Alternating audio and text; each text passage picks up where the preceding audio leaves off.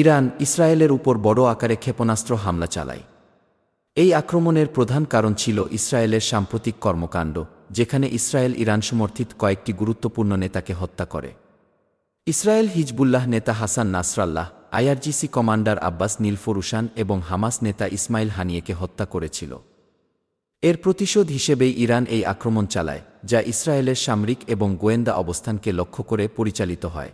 Iran প্রায় ১৮০টি ক্ষেপণাস্ত্র ইসরায়েলের দিকে ছোড়ে।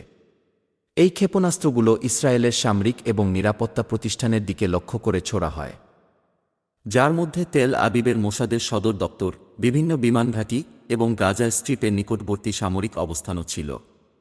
ইরান এই আক্রমণে হাইপারসনিক ক্ষেপণাস্ত্র ব্যবহার করেছে বলে দাবি করে, যা আগের যে কোনো আক্রমণের চেয়ে বড় আকারের ছিল। ইসরায়েলি প্রতিরক্ষা বাহিনী, যুক্তরাষ্ট্র এবং যুক্তরাজ্যের সহায়তায় বেশিরভাগ ক্ষেপণাস্ত্র প্রতিরোধ করতে সক্ষম হয়।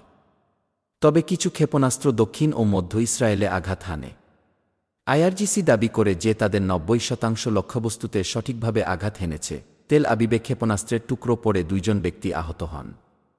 এছাড়া পশ্চিম তীরে জেরিকোতে একজন ব্যক্তি রকেটের টুকরোর আঘাতে নিহত হন।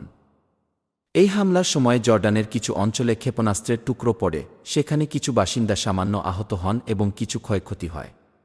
জর্ডানের মুফরাক শহরে একটি বাড়ি আগুনে পুড়ে যায় এবং উত্তর জর্ডানে একজন ব্যক্তি মারা যান।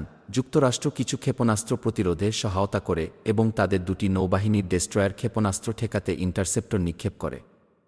জর্ডান যুক্তরাষ্ট্রকে তার আকাশসীমা ব্যবহার করার অনুমতি দেয়।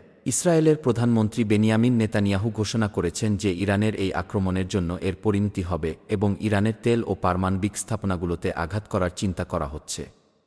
ইসরায়েলের chief of staff general Herzi Halevi জানান যে তারা কবে এবং কোথায় প্রতিশোধ নেবে তা তারা ঠিক করবে।